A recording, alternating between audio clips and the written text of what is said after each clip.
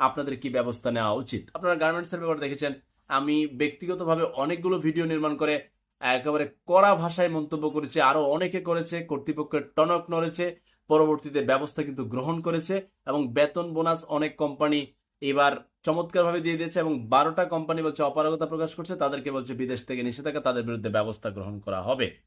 এটা আমাদের কাজ করতে হবে, সোশ্যাল মিডিয়াতে আওয়াজ তুলতে হবে, টনক নড়াইতে হবে। ঠিক এইভাবে ভাড়া আদায়ের ক্ষেত্রে এখন এই মুহূর্তে কিন্তু যাতায়াত করতেছে সবাই, এখন আমরা বলতে বলতে আর কর্তৃপক্ষ টনক নড়তে কারবার যদি সারি ফেলায় তাহলে তো হবে না। এবার যারা যেখান থেকে যাচ্ছেন আমি আপনাদেরকে অনুরোধ করব, আপনার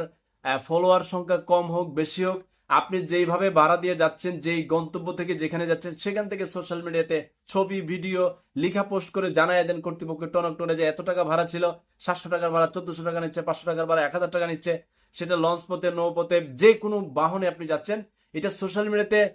খুব